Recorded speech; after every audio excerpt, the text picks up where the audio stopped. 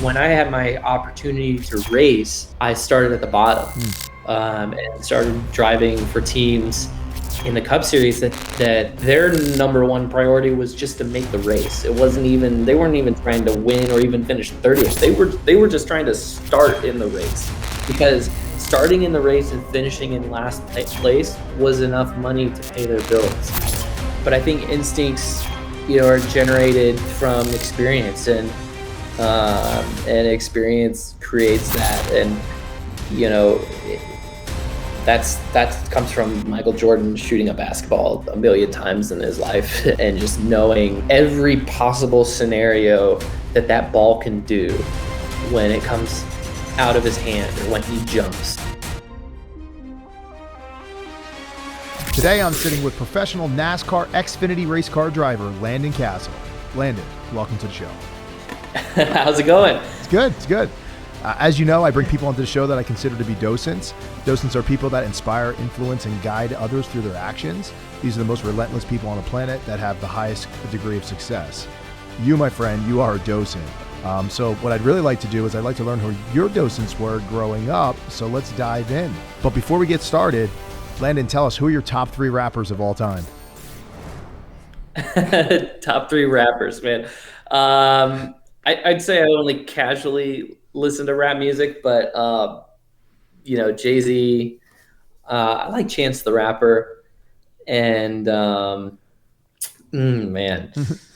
Eminem. I mean, you're saying all time, so I guess Jay-Z and Eminem all timers, and then Chance the Rapper is a good one. And how about J. Cole too? Sure. J. Cole's up there too. Sure. Maybe I give you 4. All right, let's talk about where you grew up. Where did you grow up? I grew up in Cedar Rapids, Iowa.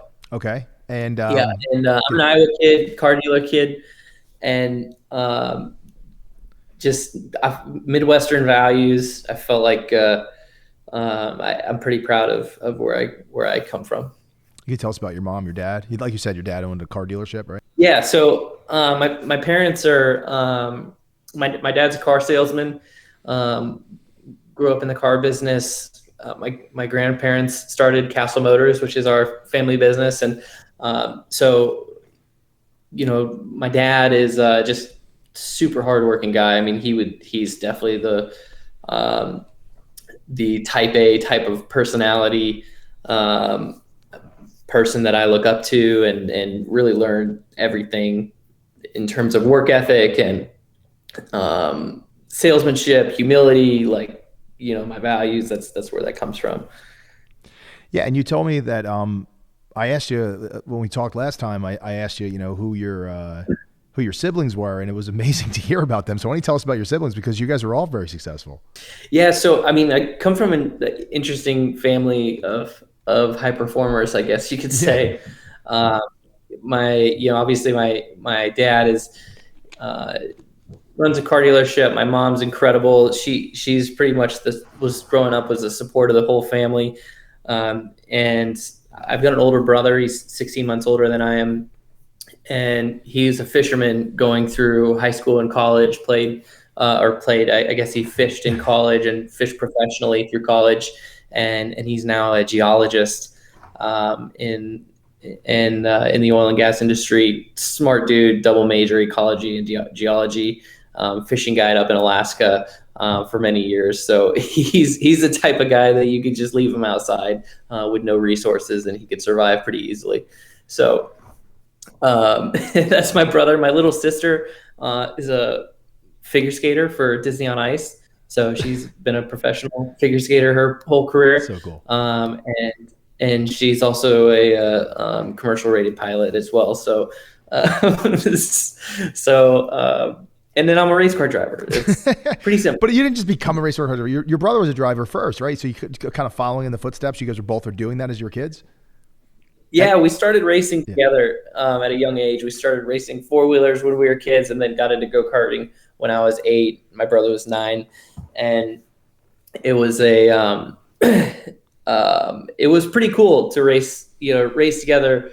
And he was better than I was to start out. He's got a little more of a loose cannon to him, and he won more races than I did starting out. But I don't know. I just, pretty persistent, and from the time I was just a little kid, I mean, all I've ever wanted to do was race. And so it was definitely a long-term path for me. And going through middle school and high school, all I did was race. And at times I would get up before school, go to the race shop, work on my car before I go to school, and go to school. And then over my lunch break, I would run to the shop and I would eat lunch at the race shop just to sit with my race cars, and eat lunch and go back to school. And then after school, I would go to the race shop and I would work on my race cars until night. I'd do my homework at the shop, and I would just basically go home to go to bed. All right. So I'm going to read off some stuff here. I don't hate reading, but I got to read this because I don't have this memorized, right? Just so people understand, when you say when you were a kid racing, it says that you started racing quads at the age of 3 years old, and you later moved to go-karts, as you said, finishing second in the Pro Kart Tour in Atlanta Motorsports Speedway at the age of 10 years old. And a year later, you earned your first of 2 Kart Series national championships. So let's be clear, you're 12 years old now, you're winning national championships in go-karts, right? Mm-hmm. You won 4 international Kart Federation championships, some dirt, some asphalt. In the year 2000, you were 11 years old, doxing year. You competed in 3 different classes, 2 go-karting and a midget class, and you won 3 state championships in one night, actually it's saying. And you won 4 more state championships at the Newton Car Club in 2001. At 16 years old, you became the youngest winner in the ASA Late Model Series. Is that correct? Am I saying that right? Okay. When you won at the Lake Erie Speedway in 2006, and then you were signed to Hendricks Motorsports in 2006 at the age of 17, NASCAR driver. You're a NASCAR driver at 17 years old, finishing 32nd in your debut race. I had to brag for you because you're being too humble. I mean, I raced a little bit when I was a kid. It's like, what are you kidding me? Like, what kid is racing at 3 years old? Well, I'm not letting my kid do that at 3 years old. So those I mean, I don't know if you're a believer of like 10,000 hours that it takes to become an expert at something. But when I was a kid, I mean, we raced from the time we started racing go-karts at 8, but from the time I was 9 years old to 17, we raced over 100 times a year. I mean, thousands and thousands of laps and behind the wheel of different disciplines of race cars on dirt and on asphalt.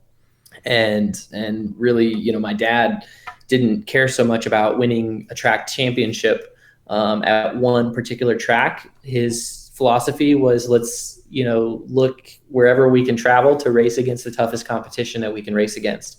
And I won a lot of races. I won a lot of championships, but I'm not the most decorated driver. And that's a lot because we went to the hardest places to race, and we were out kicking our coverage a lot, and I got my ass beat a lot too when I was young. So, but I think those are all the things that just teach you,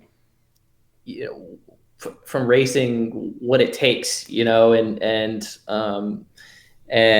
how to persevere and how to compete against the best.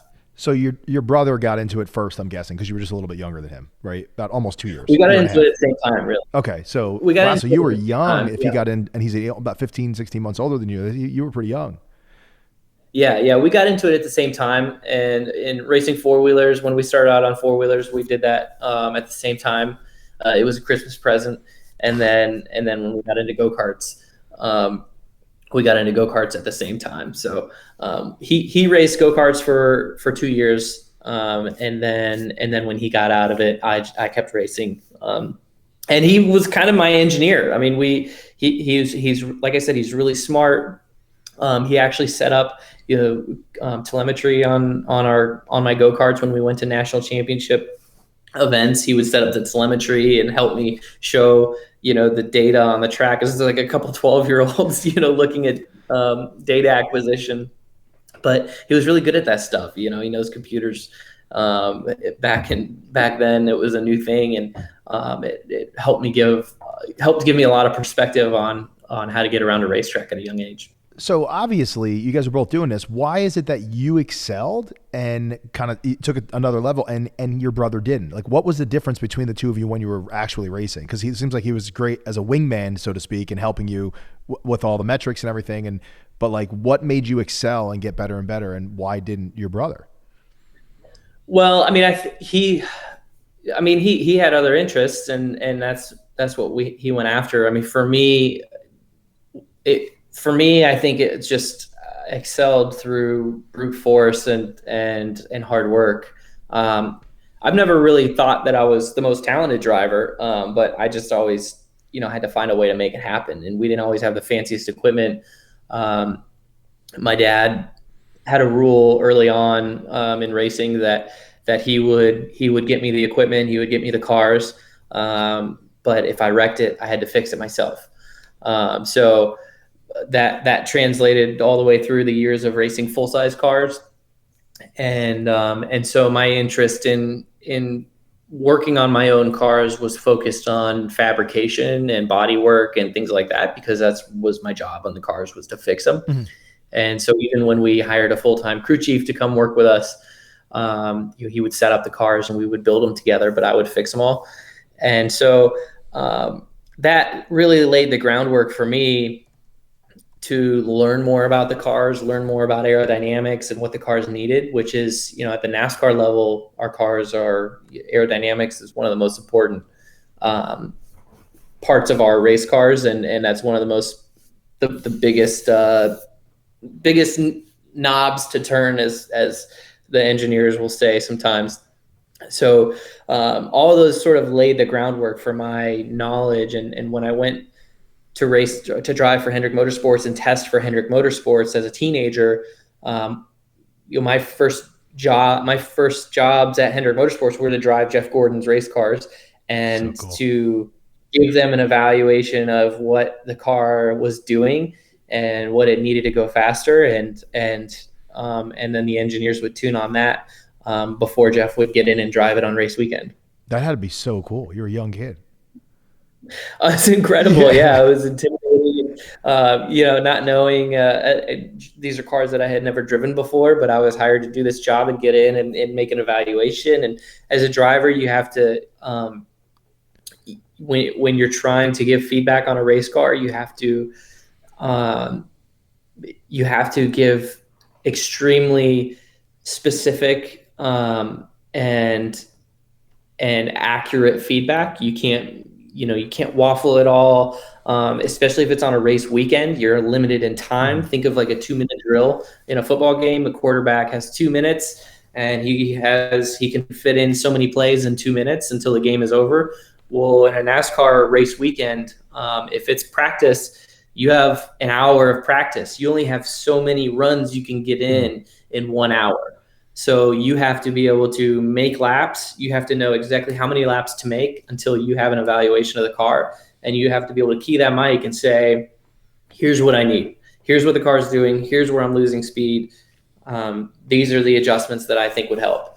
And then the team has to make a decision very quickly, because you pull the car to the garage and they got to make those changes. And it takes time to make those changes, right? You only have an hour on the clock. So they got to make those changes and get you back out. And you only get so many whacks at it. How old did this say? 16, 17 years old when you were doing that? I was 17. I was 17 when I started testing for Hendrick. Do you have like a 17-year-old doing that for you now?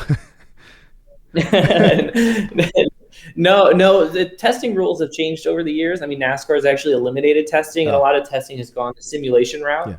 Yeah. So the manufacturers have full simulators and things like that that the drivers get in and test in, which that's a whole nother game. I mean, I was a part of development for the big simulators as well for Ford and Chevrolet, and have driven thousands and thousands of laps in those things as well. And that's all, what those engineers want is just clear, confident, concise feedback, accurate feedback. And then over time they learn, your tendencies as a driver as well. So what I had to understand, because I didn't just test for Jeff Gordon, I tested for Jimmy Johnson and Dale Earnhardt Jr. and Mark Martin. I had to understand the different teams and their drivers' driving styles, and sometimes, my feedback would be targeted to what I knew Jimmy might like in his car versus How what did you know Jeff that at would. that age? Did you talk to the crew and stuff and get an idea, or did you talk to the driver himself?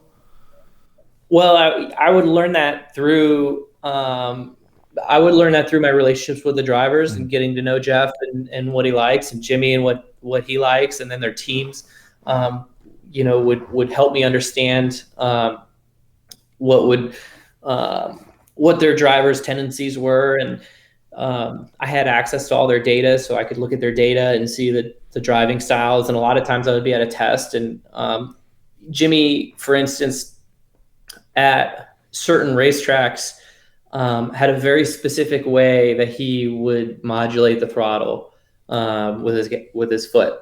And so when I was driving Jimmy's car, I would try to emulate that because I wanted to try to make the car do what I thought Jimmy would be making it do. Interesting. And Jimmy's driving style was a lot different than Jeff Gordon's driving style. So when I drove Jeff's car, I would drive the car in a way that Jeff would drive it. And the best part was those guys, they're both legends, right? Yeah. And there's no necessarily right way to do it. They both have right ways of doing things.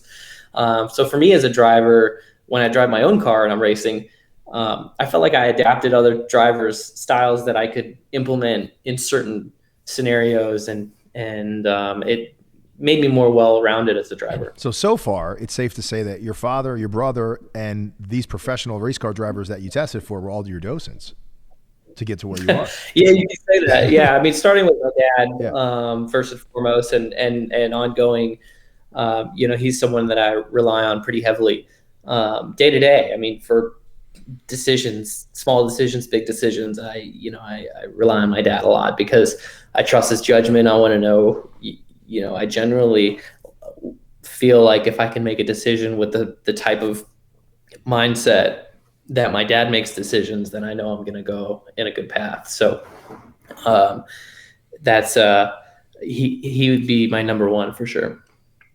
But like you said, when you started to get into the game, or I should say the game, but the sport, right? And you're testing for these professionals that are icons to millions of kids, and you're getting firsthand knowledge of how they drive, and other kids are just watching this stuff on TV going, oh, I want to be like Jeff Gordon someday. It's like, bro, you don't know how he drives.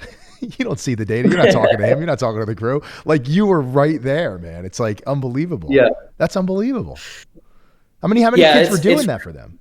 I'd imagine you weren't the only one. I was their only test driver. Oh, you're the only one. How did you even get that gig? Yeah, I was their only test driver. How'd you get that? I mean, I was scouted. I was scouted by an agent when I was 15, wow. and I went through multiple tests. I mean, from ages 16 to 17 as a race car driver, I was being courted by other manufacturers and teams, and I did multiple tests for other teams that wanted to evaluate me as a driver, but Hendrick Motorsports was the one, was the offer that I took. I had multiple offers to go to other teams as well at that age, and Hendrick was the offer that I took, and that was the job, and I did it for 5 years for them, and still have a great relationship with everybody over there. So Landon, I read this book after doing a few of these shows. A couple of my friends said, oh, you got to read this book, Relentless, because you're calling these guest docents, but in this book, they call them cleaners, right? And so there's coolers, there's closers, and there's cleaners. Coolers, they can have like an amazing game, so to speak, right? Like once in a while, they help out. They're great team players. The closers are the ones that kind of you can count on. They'll have an amazing season per se, right? But like they're not the greatest of all time. The cleaners, these are the people that have just amazing careers. So far, you look like you're a cleaner, and I would call you a docent, right? In the sense that from the age of 3 until how old are you now? 31 years old, right? So for the last 3 decades, it seems, right? You've been racing some type of a vehicle and gotten to the point that you're at 15 years old, you get scouted. Like, this is by definition, my definition, you are a docent. I mean, it's unbelievable. The book is written by this guy, Tim Grover, is the author of the book. And he was a trainer for Michael Jordan and Kobe Bryant and some others. And he talks about these 3 types of people in the book, but what it's really about, he talks about the good, great, and unstoppable are the coolers, the closers, and the cleaners, right? So you're good, you're great, or you're just completely unstoppable. Unstoppable in the sense that you are completely obsessed with your craft. And it sounds like from an early age, you've been obsessed with this for some reason. Do you have any idea what made you obsessed about it? And I want to talk about that obsessiveness. I don't know what made me obsessed with racing. Because the things that I love about racing now that make me think about racing all day long are not things that I don't think were things that were in my head when I was 10. Mm-hmm. I mean, maybe they're the same topic, but they've changed. I mean, I've definitely always obsessed over just the car itself and my love for making a car go faster. When I was a teenager, I loved the aerodynamics. I loved, building my car in such a way that I knew I was maximizing the speed. And that's no different now, even though I don't touch the cars myself anymore. I don't work on them. I mean, before we're talking right now, I was talking to my crew chief about our upcoming setup for this weekend and how we can use what we used last week, where we had some success and had a really good run and use that to our advantage at a completely different racetrack. So I think it's just, it doesn't matter if you're racing or if you're in any other business, you have to, becoming great at what you do is a constant iteration. And that's my belief. It's every morning, improving and improving and improving and re-standardizing whatever it is you improved, not just throwing darts and then pulling the darts back off and then throwing them again. It's adapt, evolve, right? It's just adapt, evolve constantly.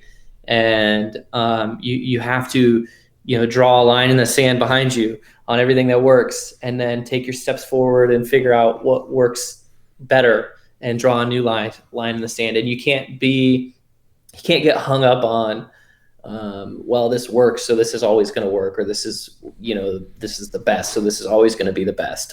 In racing, even if you have the best car on the track and you lead every lap and win the race, I guess you could take that same car to the next race and maybe get the same result, but you might lead half the laps instead of all the laps, and then down the road you won't be winning with that car because your competition is always trying to chase you. So even if you're the best, you have to continue to improve it. And if you're in any other business, it's the same thing, because your competition is always constantly trying to improve. The one thing about racing that I think you taught me that I had never known before is it's different than like basketball or football or track star or something. You're relying on a machine. It's not just you, mm-hmm. right? And one of the things you said is I was like, we talked about how you've never taken first place in a NASCAR event. And there was kind of a reason for that, which is the money, right? The best drivers have the best sponsors. And it's like this perpetual thing where that team always seems to be in the top 10 or so because they have the most money to make their cars faster. So there's only so much you can do with your car. Why don't we talk about that a little bit? Because I think that's really important for the audience to understand. It doesn't understand NASCAR. Yeah, I mean, not every race car is the same.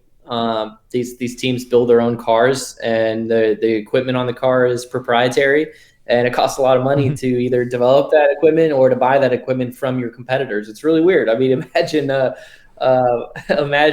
business where the only way to get started in that business is to, basically fund your competitor's business so that you can have some sort of access to their information.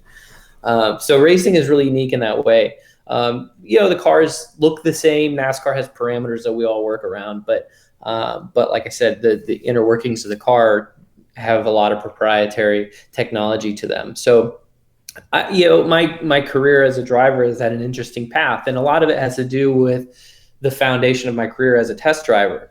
I was groomed at a really young age by the best organization in the sport on how to dial a car in, how to evaluate a car, how to give quality, accurate feedback. And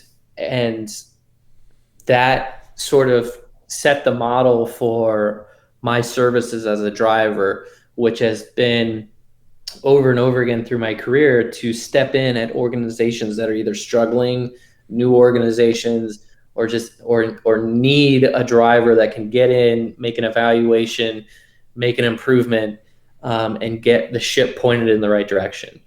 And so those haven't always lended me into opportunities where it's like, hey, this is a championship caliber car. We're going to win races on day one. Mm-hmm.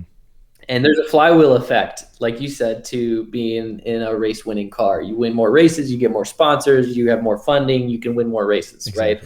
So for me, what it takes for me to win races is a sponsor to step up and say, hey, this is, we like what we're doing. We like what Landon can do at this organization. Let's make an investment for our brand to step that organization up to the next level, to where now whatever they're doing for 20th place, they can do it for a top 10 or top 5s or winning. It kind of reminds me of like the late 90s when you had all this home run thing going on with Mark McGwire and Sammy Sosa and stuff. And we found out later they were all going to Balco Labs right? Yeah. And doing steroids. Yeah. And it's like, oh, well, that was the secret. Like in a way, it's like, it's not that they're cheating, but if they have more money and you don't have the money, how do you compete, right? It's not like I could just go and work my ass off on the field and train my body, right? You could only get so good as a driver, and then it's left. The rest of it's up to your crew in your car, I guess, right? Yeah. Well, I mean, I can always improve as a driver, and I am constantly improving as a driver, and that's why I've got years of notes to back it up, and that's why I've made it this far in the sport. But the driver is still relying on a race car to have potential of speed in it. And the other thing you got to remember is this is the pointy end of the entire industry. NASCAR is the pinnacle of motorsports, and these drivers that I'm up against are the greatest drivers in the world when it comes to racing stock cars. So you're not just going to beat these guys because you're a little better than them. Well, that leads me to one last question as it relates to this. The last question is, and we talked about this when we had a pre-call, is there a salary cap like there is in professional football and other sports where you can only put so much money into your cars, or do they not have a salary cap in NASCAR? That's a great question, and that's a topic. And I meant money going into the car, not the driver. You know what I mean? Yeah. Yeah, that's an industry conversation that's really relevant, actually. So because from the owner's perspective, the idea of constantly pouring money into your cars, having to approve them, and then they're really only good at that caliber for so long until your competition just leapfrogs you. It's a money pit, and it's hard to find owners and sponsors that want to invest in that because they know that they're only going to get so much value out of it until it's obsolete. Yeah. So the sport right now is going into a direction of standardizing a lot of the hardware on the cars. To where we all have to use the same components. And that is going to be, in theory, is going to be a huge relief on the car owners, because now the car owners don't have to be manufacturing facilities in order to be a NASCAR team. Because those big teams that we're talking about that have all the proprietary equipment, they have to manufacture that stuff. They do it themselves. They have tens of millions of dollars worth of CNC machines and chassis builders and fabricators, and so they are absolute production facilities. Can you give me an example of a couple teams that we're referring to? Would be Dale's team is like this? Hendrick Motorsports, Joe Gibbs Racing, Stuart Haas Racing, Richard Childress Racing. Those are the ones that are building all of the parts and pieces for the entire industry, and then really selling things down to the smaller organizations in the industry, but also competing against them. Stuff that's not going to make you better than them, though. They keep the proprietary stuff for themselves. Exactly. That's the whole point. Yeah. So now where the sport is going with this next gen car, NASCAR has designed a new race car and RFP'd all of the components of that car to a single source manufacturer. So they've picked multiple different companies to build all these components, and then all the teams have to go to that place to buy the parts and pieces. Now, the teams are still responsible for engineering. They're still responsible for simulation. They're still responsible for assembling their car and taking it to the track and racing it. And the driver is responsible for the car when you get there. Yeah. But the manufacturing component is pretty much set in stone. Everybody's going to spend the same amount of money. It's not there yet, though, right? Just to be clear, they're trying to lead to this. That's not the way it is yet. They're implementing that car next year in the Cup Series. Okay. Yep. So there's not necessarily a salary spending cap yet on the sport. Even though NASCAR, so you could spend endless amounts of money for your research and development to try to figure out something else, the things that you're allowed to adjust, but not the actual equipment itself, right? There's like basic not the actual equipment itself. So where the teams right now, the teams that have unlimited budgets, what they're going to do is they're going to invest that money in simulation and software and engineering tools to model this car and figure out what this car needs, right? And that's where they will succeed, and that's where they're going to win, and they're going to win. But the hardware itself is the same. So there are projects in the sport right now that are trying to figure out how to create a spending cap in the industry, and they want to cap these cup teams at $15 million, period. That's all you can spend. And that includes $15 million covers your salary and payroll and the cost of building a race car, or the cost of buying food. What are some of these guys? What are the top guys? Not to name names of them, but like, what are they estimated to be spending already? Is it more than that? They're spending probably about $1 million a race is what the big teams spend. So between 30 and 40 million a year. So they're going to be cut in half, and it's going to be focusing on the simulation and all the things that they're allowed to control, but not the equipment. So they want to the goal for the team, and the team owners love this idea of spending caps. The majority of them do. And that wouldn't exclude the driver, which is nice. So you spend 15 million plus the driver's salary. And is there going to be a cap on that, or there's not going to be a cap on the driver's salary? They're not talking about a cap. No drivers want that, right? No, but the one thing that's interesting about our sport is the drivers are not organized at all. There's completely. No there's no union. There's not even an association. We have a group message. That's about it. So the group text gets lit up every once in a while, but that's other than that, there's no organization. Are you still friends with Jeff Gordon and those guys that you used to test for? You still speak to them on a regular basis? Yeah. So I mean, those guys have taught me a lot over the years, and Jimmy Johnson and I used to live pretty close together, so we used to train together quite a bit. And Jimmy is probably one of my biggest career inspirations as a professional, and especially when I worked with him.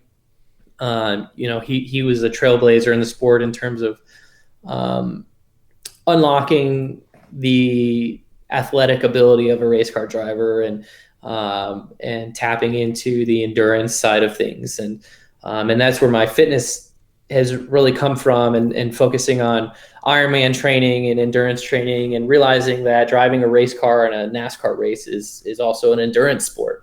I found that my heart rate in a race car for a 3-hour race is a pretty similar profile to my heart rate while doing a half Ironman that also takes about 4.5 hours. So what is your heart rate when you're racing?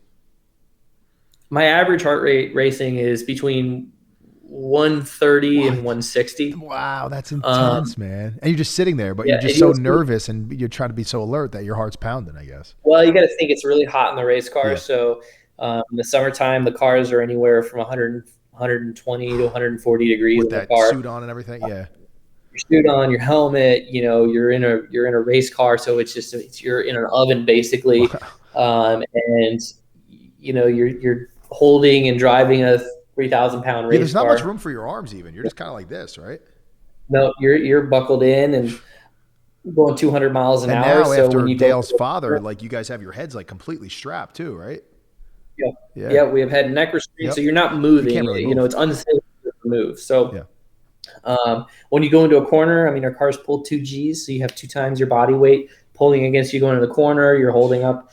I mean, it's like just a big core workout, really, in a 140. But I guess they have stuff to even keep you here, right? Like the seat curves a little bit on you, so you don't slide, or. Yeah, the seat is actually molded to my body, right. So this way you're just stuck in there. Yeah. Yep. That's gotta be so uncomfortable, man. Yeah, I mean, usually, especially in a hot summer race, you'll lose anywhere from 8 to 15 pounds of watt weight. race So car. And you so must be drinking part when of when you go for when you go into the pit. You're probably drinking water, right? yeah, I keep I use the same. I have a nutrition plan for my races. I have a custom blend of liquids that I take about 300 calories per hour in the race car, Wow. and I have it all in a blend called Infinite that I use, and it's just something that I've dialed in over the years. So it's got carbs, it's got a little bit of protein. The protein is just so that I don't get hungry or anything like that. But it's got about 300 calories in it, and it's got a little bit of caffeine in it, and sugar as well. Yeah.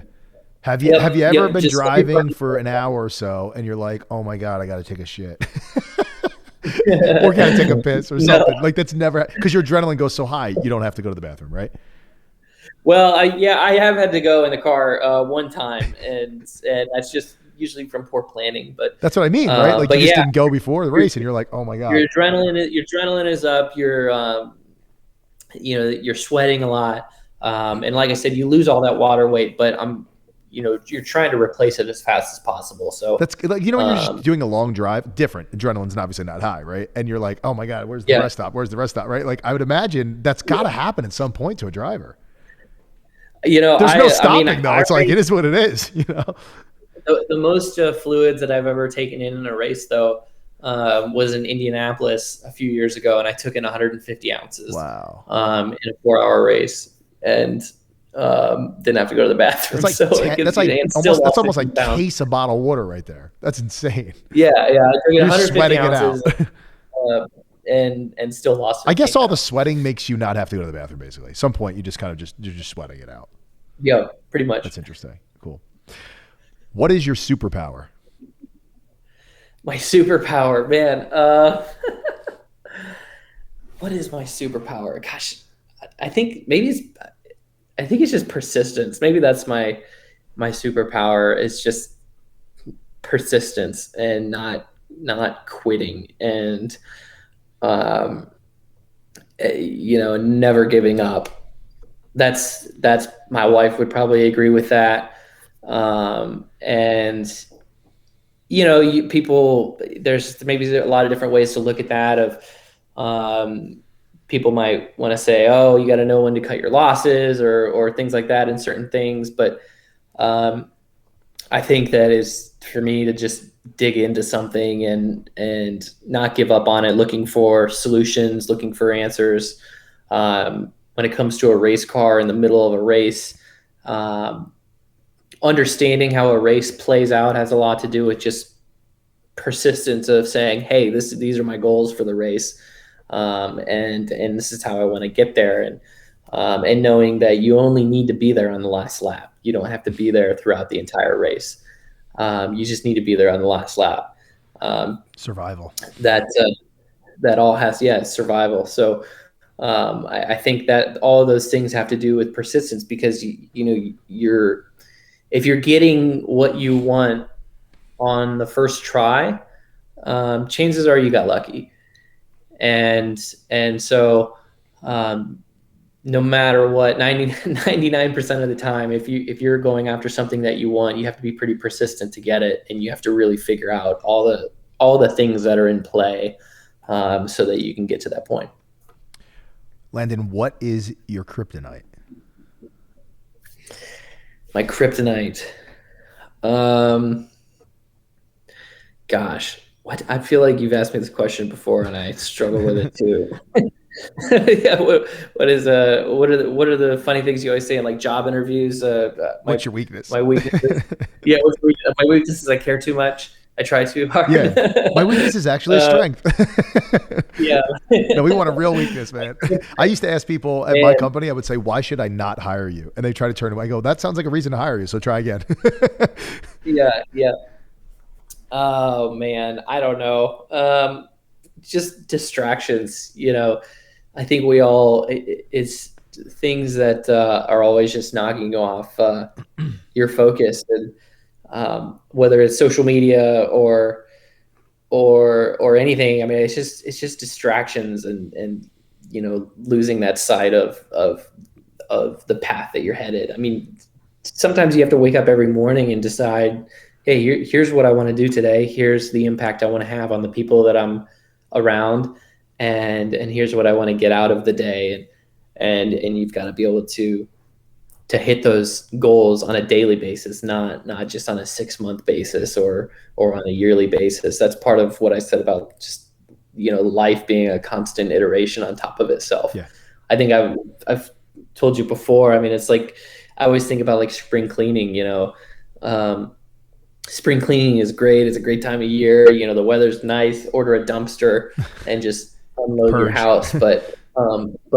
But if you're purging dead weight on a daily basis, then you'll never have to spring clean.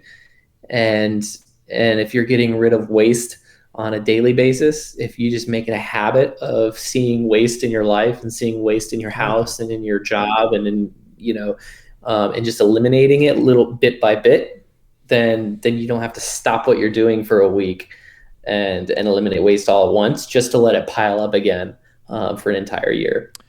This is the part of the interview where I always ask people what continues to motivate you. I know exactly what continues to motivate you, so it's a tricky question. The question isn't what continues to motivate you. I think it's what are you doing about it. So what I assume what continues to motivate you is you have not won a race yet as a NASCAR driver taking first place. We understand why that's not possible quite yet, right? You can get pretty close. Like you said, if you're going into a race, I think you told me this previously, and your car and your abilities look like you probably replacing like 15, 16 and you place 13th, that's the goal, right? They try to get better than the car's ability, so to speak, right? But there's a limitation mechanically.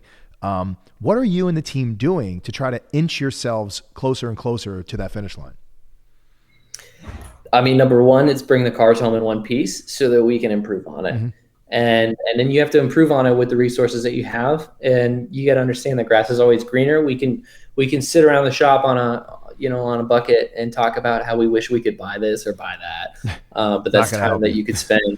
Yeah, that's time you could spend actually working on the car and making things better. And you can always improve things. And that's what my team is good at doing. That's what Brian, my crew chief, is good at doing is sitting down with me and saying, hey, how can we make this a little bit better? And we're going to constantly do that with whatever we have every week. And from a business side, we know that what we really need is a sponsor to come in and see our program and see our plan and it fit their goals too. And that's what will allow us to go from incremental improvements to a jump with more incremental improvements. Once you get to that next level, right? Yeah, once you get to that next level. So, I mean, for me, that's what we're doing as a team every single day. Yeah. For me as a driver every single day, it's just a matter of my processes and improving on those incrementally. You're coming up, or have you passed that 500th race? It's coming up soon, right? It's coming up soon. Yeah. 500 starts in NASCAR. 31 years old, and it's kind of crazy. It's a lot of races. That's a lot of races. I don't want to say I never thought I would get to that point. I just the thought of racing in 500 races. You starting to feel old? Just never. Yeah. I feel old in NASCAR years. Drivers actually don't statistically peak in NASCAR until they're like 35, so 36. So it's kind of crazy. I feel like I've got an unusual amount of experience for my age. Which, teams have, that's what's kept me in business. Teams are just continuing to find value in that. From I know your history. I'm sure you know your history. I meant to say, I'm sure you know your history in NASCAR. Like Jeff Gordon, as an example, Jimmy Johnson. When did they win their first NASCAR race? And was it different then from a, I guess, technology perspective in cars? Like, was it different earlier in decades ago? I mean, the sport has always had the same. This is just kind of how the sport is. I mean, it's car racing. It's called motorsports. It's not called driver sports. That's very true. And Jeff and Jimmy, they've had different career paths than I have because when they came. I mean, the sport has always had the same. This is just kind of how the sport is. I mean, it's car racing. It's called motorsports. It's not called driver sports. Jeff and Jimmy, they've had different career paths than I have because when they came. into the Cup Series, their jobs were at Hendrick Motorsports, driving the number one car. Like they had a chance to win on day one. So when I came into Hendrick Motorsports, I was their test driver. I wasn't driving the cars on the racetrack and racing them. So it's just a unique path for me. I sort of, but it's been valuable to my career because I started at the top in terms of the organization I was with. But when I had my opportunity to race, I started at the bottom and started driving for teams in the Cup Series that their number one priority was just to make the race. It wasn't even, they weren't even trying to win or even finish 30th. They were just trying to start in the race, because starting in the race and finishing in last place was enough money to pay their bills. Which team was that? Which team? And that's how those teams got started. Phoenix and Racing. So when I first got my opportunities, it was for a team that had actually not qualified for the previous races before that, and probably was going to go out of business if they continued to not qualify for the races. The team was called Phoenix Racing. Psychologically, do you compete and I also drove for Gunzelman Racing at the time, and those were all the similar model where those teams they had to figure out a way to get their car into the race to get last place prize money, because that's what paid their bills. And when they hired me, I came in and never missed.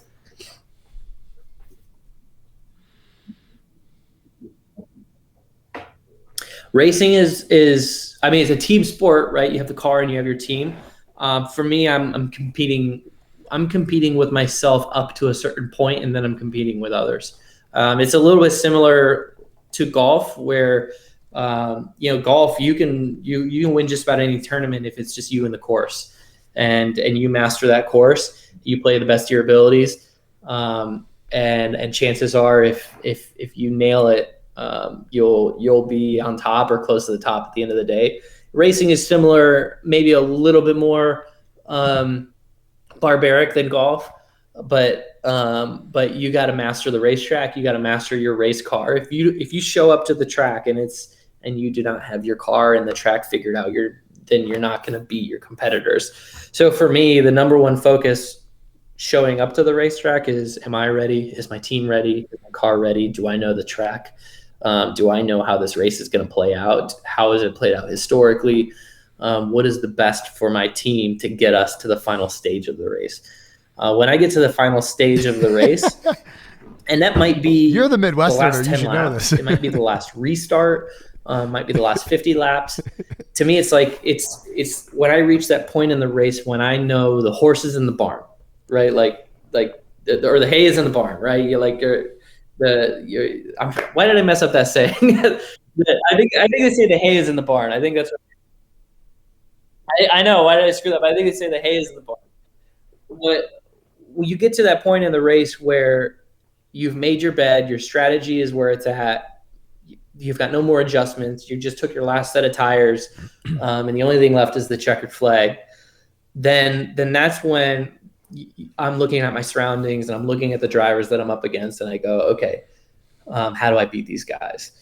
And there's a little bit of that over the course of the entire race. Everybody but gets generally butterflies. speaking, Even Michael Jordan admitted before 2/3 of that race is me getting to that point to where I can say, okay, these are the 5 drivers that I'm racing against. I can't imagine what those guys. It might be for 20th, it might be for 10th, it might be for the win, whatever. But you're flying around. These are the 5 guys that I've got to beat today against icons you grew up looking up to. And as you know, just one bump and you could be right up against the wall. I mean, how do you channel that energy, the nerves, the stress? Like, how do you channel that? For me, it's visualizing. I mean, and that's a pretty specific answer. I mean, I don't have a broad answer for you. The most nervous that you'll ever be in a race car as a race car driver is actually for qualifying, usually, especially if it's a high pressure situation. You're trying to get into the race. You're trying to, for me, making the Daytona 500 was some of the biggest pressure that I've ever been in, where you have to race your way into the Daytona 500.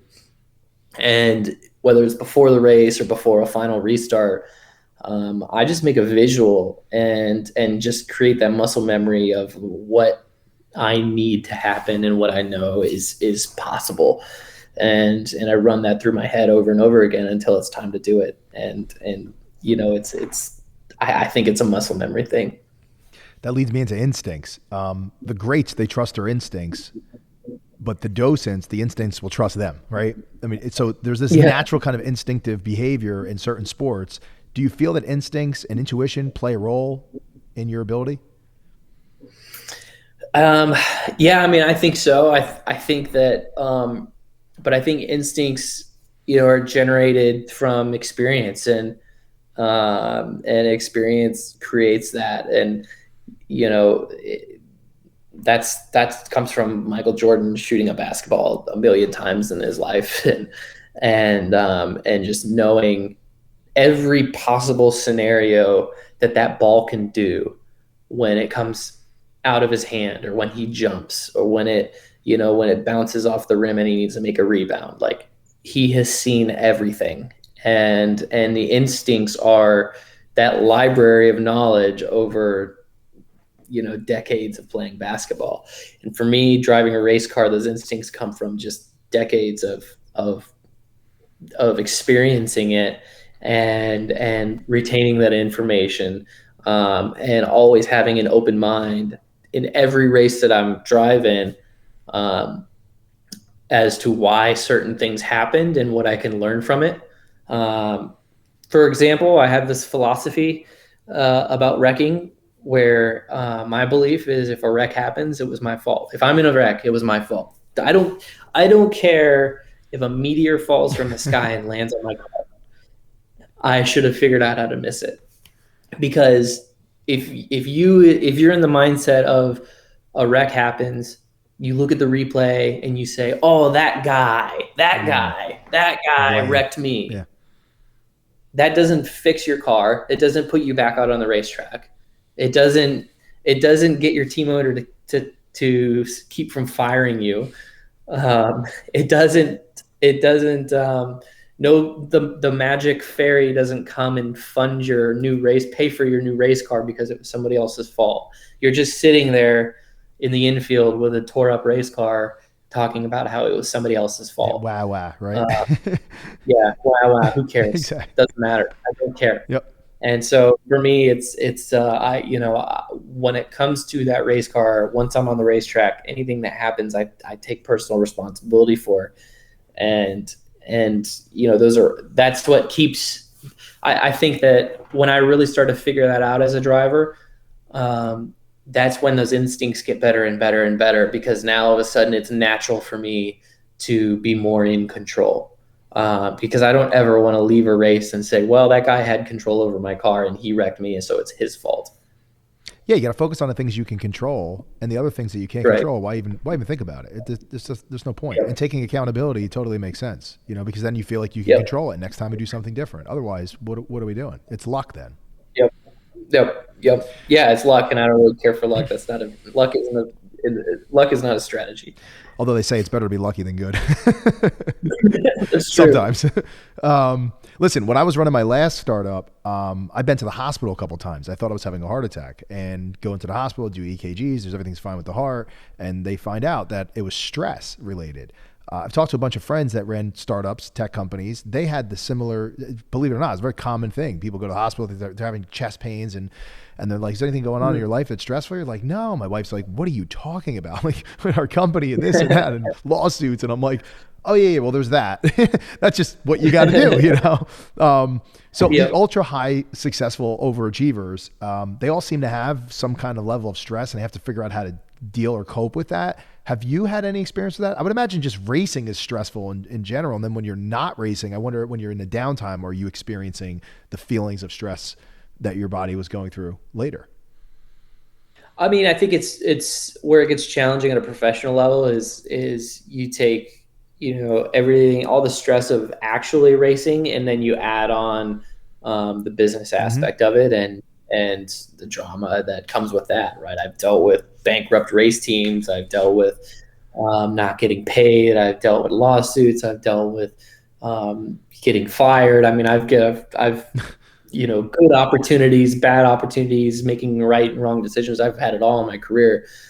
So I think for me, it's just a matter of having that center that you focus on, and compartmentalizing things, and always knowing what your core values are and who you are as a person, and that sometimes other people's decisions are not, there just aren't things that you need to let affect you. And I also, I try not to put myself in a position where I'm relying on other people too much. I just don't like to rely on other people. And if you don't, I take matters in my own hands as much as I can. That leads me into trust. How trusting are you of other people? I'd imagine you gotta be pretty trusting. You're driving on a car, and people are building the car, right? So, but in general, Yeah. how do you deal with that with other people? Are you trusting?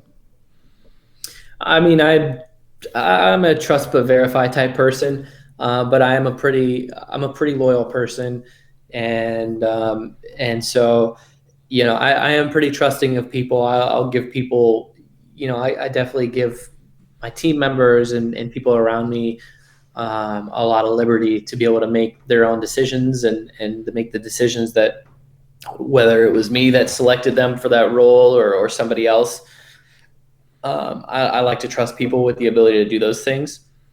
But generally speaking, when it comes to trust, you trust but verify just about anything, and don't be afraid of questioning things. Would you rather be feared or liked? Particularly from I don't other know. drivers on the track. Yeah, I don't really care about either, I guess. I don't know. I just sometimes I want to. I don't want to spend too much of my bandwidth caring about how people think of me at all. And really, that's as simple as it can be. I mean, it's great to be liked. It's nice to walk into a room and people like you. Fear is, I don't know. It's like, I don't care. I think I don't care. Again, it's focusing on what you can control, basically, right? Yeah. Who cares what they think? I can't control that. Right. Cool. Tell me what you're most proud of in your life personally and professionally.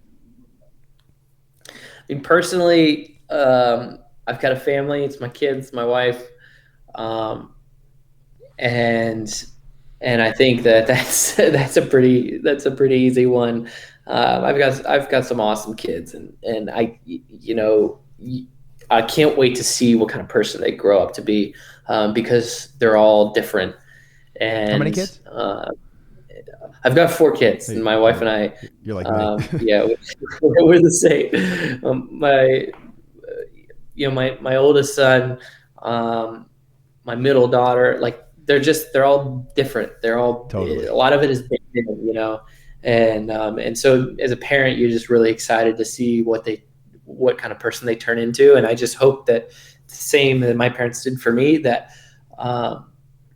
of course I want to give them every opportunity that I can. I think that's a no-brainer. Every parent says that.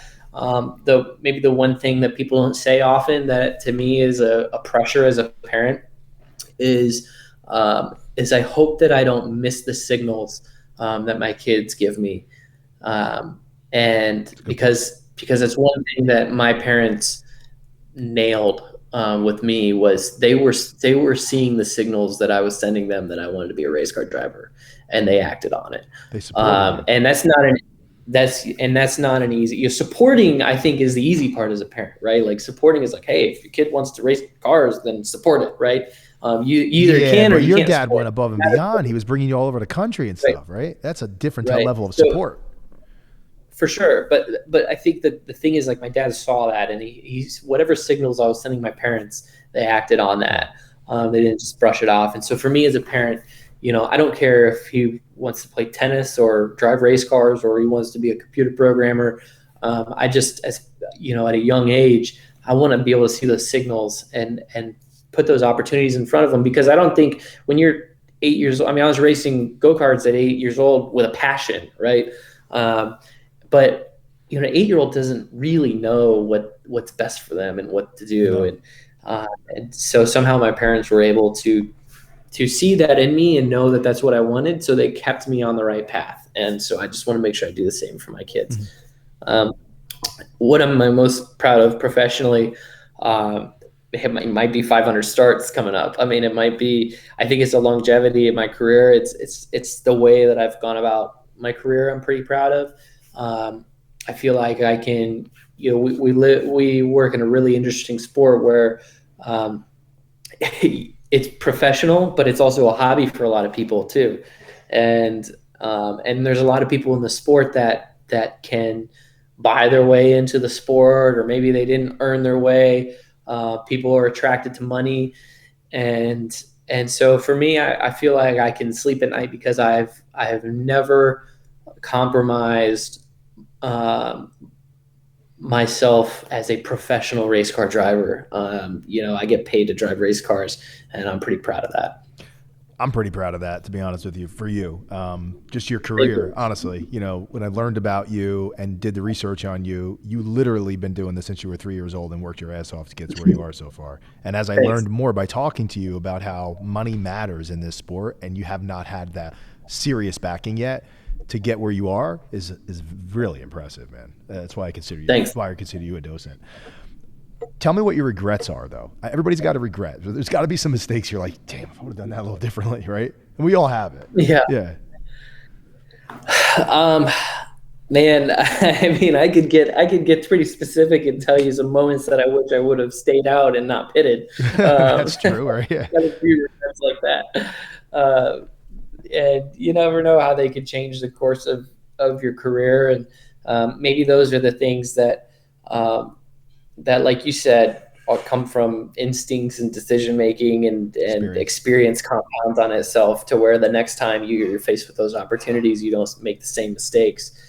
I think I would regret anything in my past that deviated me from the ultimate goal, which is constant improvement. And it's not fair to say that there's anything specific towards that. I would just say anything, because I think we make thousands and thousands of decisions on a daily basis. Not all of them are right on a daily basis. Yeah. So yeah, I mean, that's where it's just like, hey, if you want to minimize your regrets, then you have to have the true north that you're headed, and you have to arm yourself with core values and a process for how you want to get there. We've talked about it throughout the entire interview. We're going to wrap up soon too, because we're about an hour here, but we talked about the obsessiveness, right? To become a docent in your craft, you have to be obsessed. But by doing that, there is a byproduct to obsessiveness, which is a sacrifice that you're basically neglecting some people around you, along the way. Personal relationships can suffer. You got to find a spouse that understands who you are, what you're trying to accomplish, and why, and supporting you there, just like your father did and your mother. I assume your wife obviously does, right? So, but not everybody's wives are like that. And then that's where you see divorces happen and stuff too, because they expect people to change and they don't change. And, because you're imprinted, your DNA is that you have this obsessive compulsive behavior to be the best at your craft. Can you tell us about the sacrifices you've made and how it's impacted some of the people in your personal lives? Yeah, I think really the one in my life that sacrifices the most is my wife. Mm-hmm. It's not just because she lets me work a lot or race a lot, travel. I mean, it's a complete lifestyle change from what she ever dreamed of doing. I work on the weekends, right? So we don't spend the weekend holidays at the country too, club. right? We see these races on major holidays. Yeah, you're there. Yeah. So I mean, we don't. Our friend groups are. It's hard to have a friend group that's not in the racing industry because we're on a different lifestyle schedule. So her life really revolves around supporting my business and this family, and she's the one that makes those sacrifices. And for me, you could definitely say I've sacrificed a traditional lifestyle or certain luxuries, but that's something I've been doing since I was a kid, right? I didn't go to homecoming, and it's hard to consider those things sacrifices when wasn't my priority to begin with. To me, the person that's really sacrificing is my wife, who had to make a conscious decision on one day she wanted to marry me and spend the rest of her life with me. And it changes her lifestyle from a traditional lifestyle to something like this. When did you meet her? I met her in 2011. We were both living in Charlotte. Cool. So she's from North Carolina. When you were there, you met her? She's from Ohio, Okay. and she grew up in the car business too. Actually, Really? her family from the auto auctions. Yeah, That's yeah, so cool. yeah. She was a school teacher at the time. So you've retired her. She's no more school teaching. It's just the kids and you're No more focused. school teacher. That's She's awesome. Full-time mom. Yep, yep. Do you recall when you became a millionaire? I asked you this last time. How old were you? How did you feel? What did you and your wife do to celebrate that? Was it a moment in time? Was it a race that you got over the edge? Was it a big check? Was it slowly getting there? And then one day looking at your bank account saying, wait a second, we're millionaires. Looking at the assets you own, I think it's more like a slow growth. Yeah. And no, I didn't. There's no big celebration. didn't stop and celebrate it. I think it's amazing to me how what racing has provided for me and my family, and especially at a young age, going through my 20s, and I could definitely remember feeling when I was 25 years old, and I had friends that were in their 30s, and I was doing things that they were doing that took them 10 years to get there, getting out of college and paying off debt and things like that. Those are things I never had to do. And on top of driving race cars for a living, which is, it's been fruitful for me since day one. So, no big stop and celebration. But I think when I get that first win, I don't care how much it pays me. That'll be a pretty big celebration. That's the goal, man. Yep. Fame.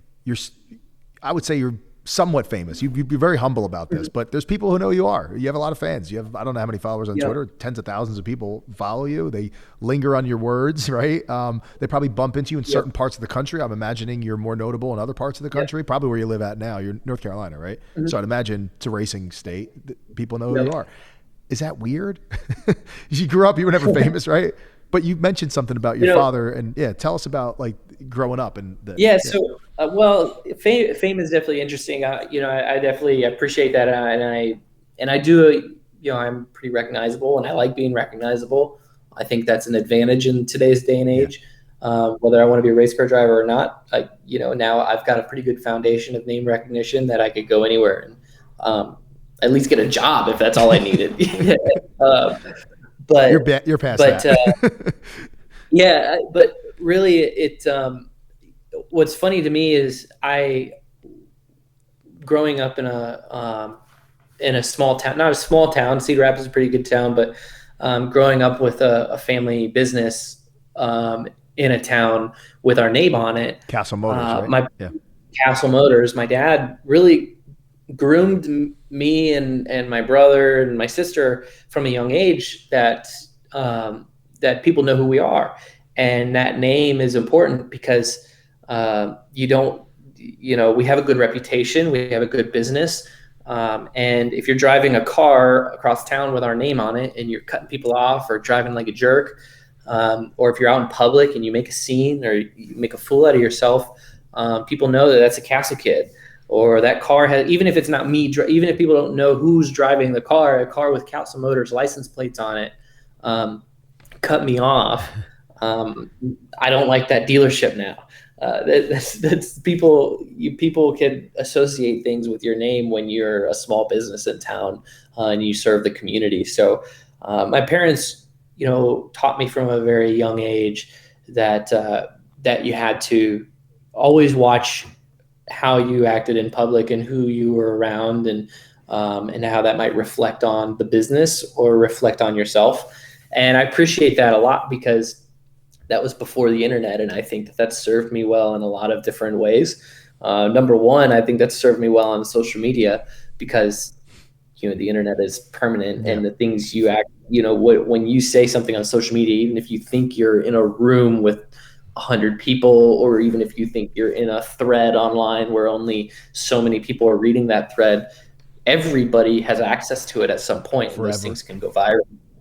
and it's a permanent ledger. It's forever. Mm. So I think that prepared me well for that. And then as well as, the name recognition of being a race car driver, and knowing that you just never know who you're bumping into, who you're talking to, and what they remember about you. I can't tell you. I mean, it's countless stories that just constantly blow me away of fans that met me 10 years ago and they have this specific experience, and they appreciate that. Thank you for taking this photo with me or signing this, or even, I mean, one that I love too, especially because I've been in the sport for long enough, is I'll meet somebody on a race team who's working on a race team, right? They've credentialed, they're a mechanic on a team, and they say, I was a kid when I met you at a racetrack. And it's just like, you don't think about that stuff. When I'm at the racetrack signing autographs or taking pictures with people or just small talking, somebody meets you at a restaurant, you don't think that person could maybe 10 years from now be working on my car, right? Or be working for another team, or maybe the general manager of the team someday. I might be needing them to hire me to drive a car. You just don't know these things, and you people are on different levels of fame to the point where maybe they're being harassed on a constant basis, or social media can be a problem for them. And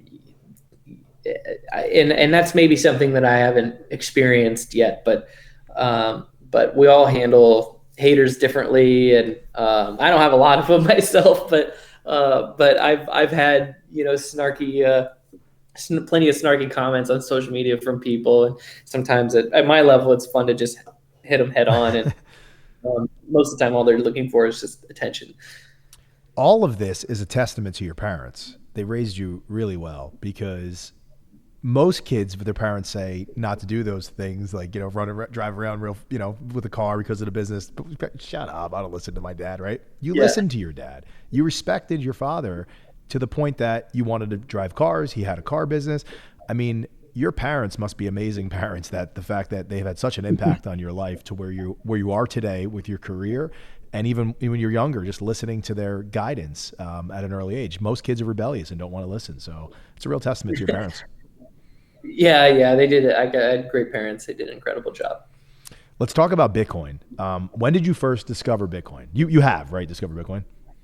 Yeah. No, I'm a Bitcoin. I'm a Bitcoin permabull maximalist. All the things you want to say. Yeah. I first heard about Bitcoin in 2013. In 2014, a friend of mine actually had Dogecoin on his race car. And he must be loaded. Yeah. And so that was when I first heard about it. And it was something I didn't get right away. But when I started to invest in it shortly after,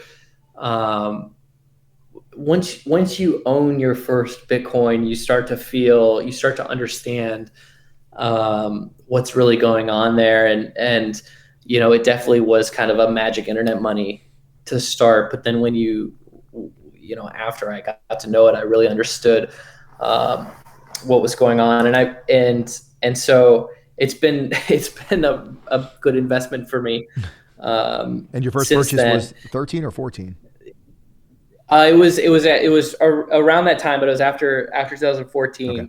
Or it was like right around that time, and then really, I think when I really started to, I've kind of done everything in this space in terms of what I can do personally. I've mined it.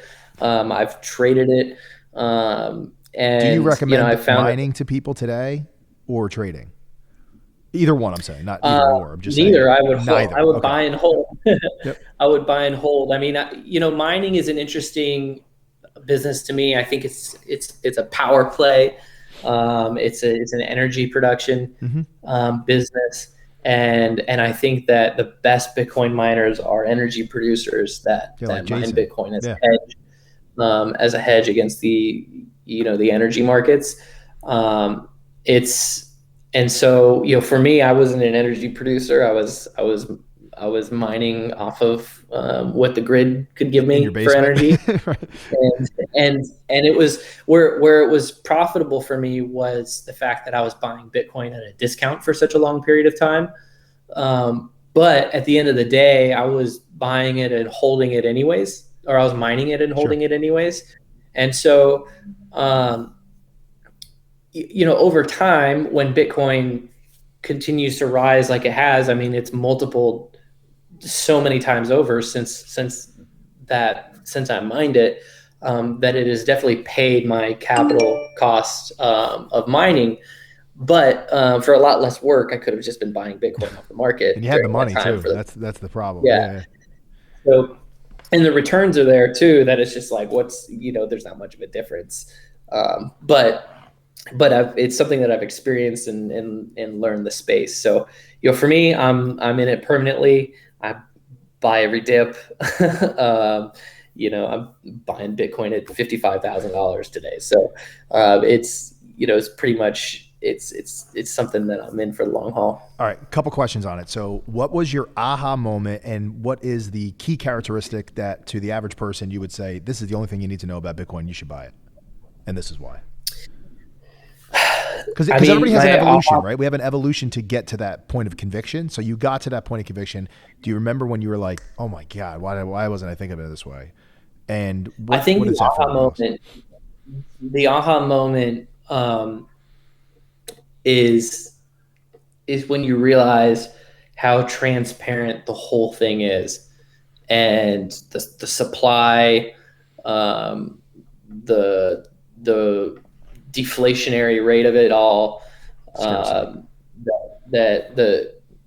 just the code itself, like everything, the ledger it's all transparent. Everything about it. So what's the mystery, right? Like that's why it seems, I think, for people that are extremely convicted on Bitcoin, I think that's why it's so obvious to them, because it's just like what's missing. Even gold. I mean, I'm with you, man. Let's buy gold and hedge against inflation and all that stuff. But who knows how much gold is out there, right? and these gold miners, and you don't know how much gold certain people might have or might not have, or what's out there, and or these miners' ability to mine more gold when they need more revenue. Like there's a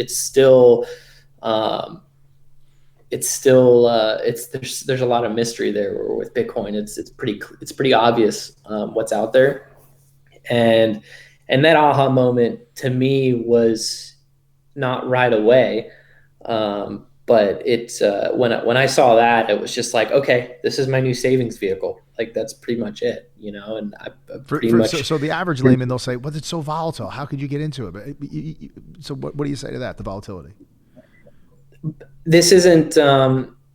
I've got pretty conservative values financially. I'm the type of person that, wants to eliminate debt, and I keep 6 months expenses at the ready in order to pay my expenses if I need, and everything else goes into my investments, and the big portion of that is Bitcoin.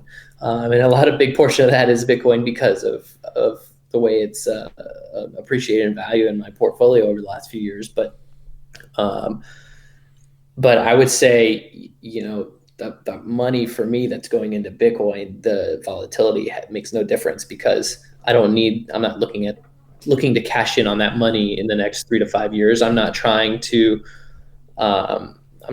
pay things off with it right now. Yeah, and your conviction tells you that if you look at the history of Bitcoin over a 4 or 5 year period, it doesn't matter what it's doing in the short term, 1 year, 2 years, it'll eventually rise back exactly. up.